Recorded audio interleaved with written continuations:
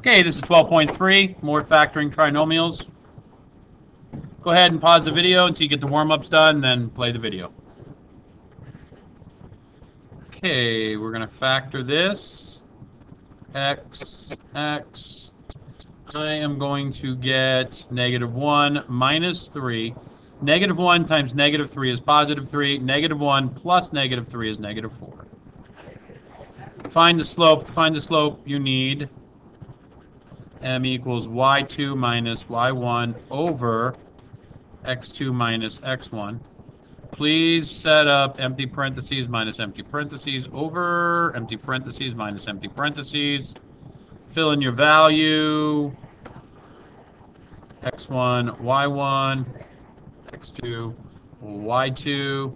So that's going to be 6 minus 2 over 1 minus 1, which equals 4 over 2, which equals 2, or 2 over 1. That's your slope. Okay, today is going to be the same as yesterday, except we have a little added bonus.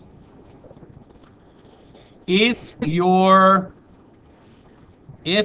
constant, this is if your constant is positive. So if this constant is positive, that means both multiples are either going to be positive or they're going to be negative. So here, if this was a +3, I can go 1 times 3 or -1 times -3. Okay? So if your constant is positive, both of your numbers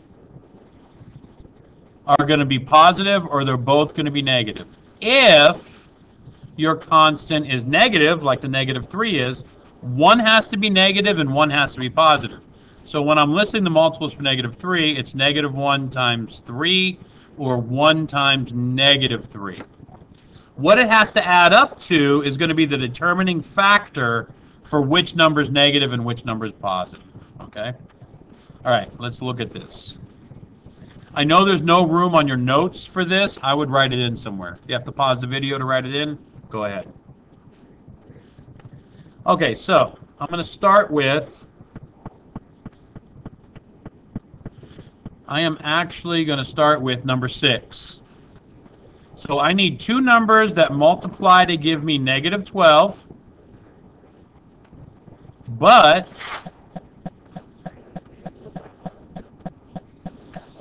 they need to add up to get -4, okay? They need to multiply to get -12, but add up to get -4. Okay, so I need two numbers that multiply to give me -12, but add up to -4.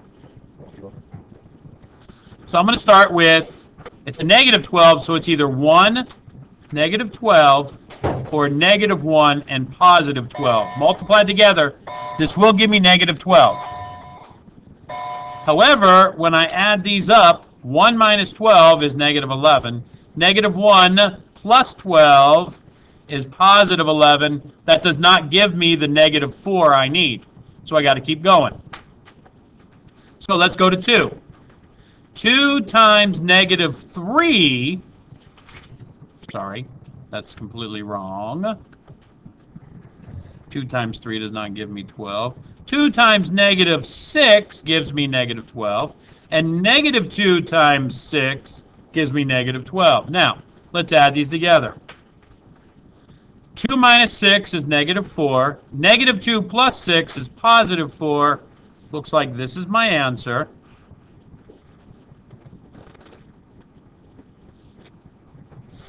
So I come and make my 2 empty parentheses, put x and x. Now the numbers I'm going to put in are +2, -6. Now what do you have to be careful of? The 6 has to be negative. The 2 has to be positive. If I put -2 and +6, that gives me a +4. So those are the things I have to be careful of, okay? Now, let's look at number 7. Let's look at number 7.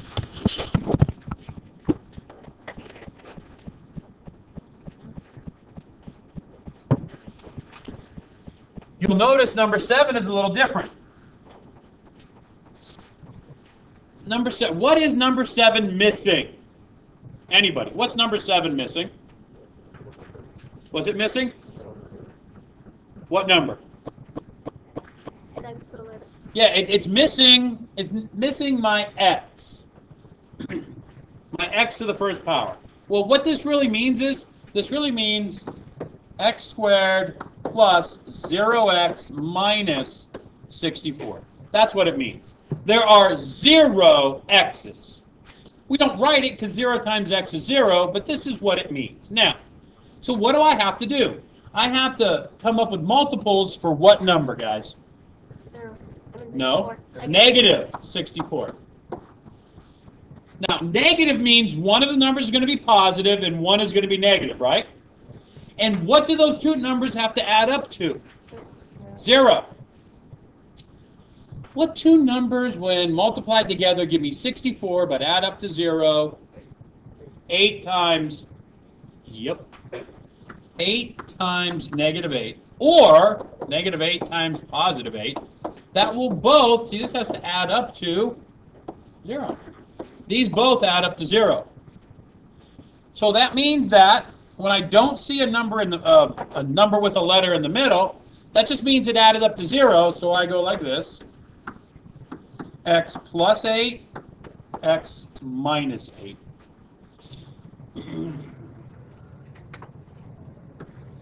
X times x is x squared. X times negative 8 is minus 8x. 8 times x is plus 8x. 8 times negative 8 is negative 64.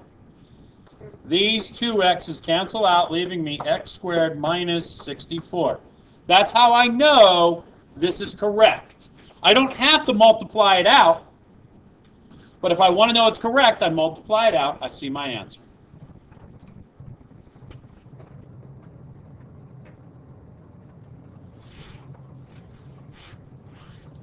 Okay, everybody go ahead and do number 11. Pause the video, then we'll go over it. Everybody do number 11.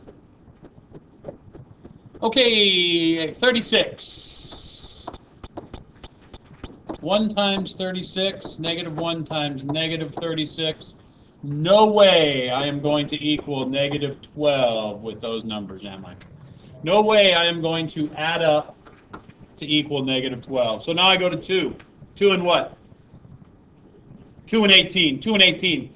That's not going to give me a negative 12, is it?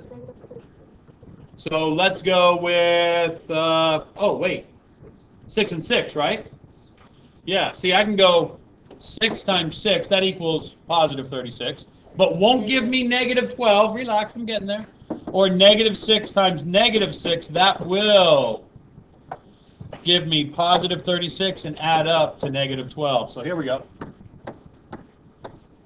X minus 6 minus 6. Here's our answer. Okay.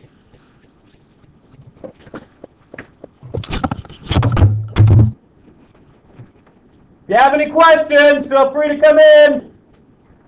Probably can't hear me because you're on the floor now. Have a nice day.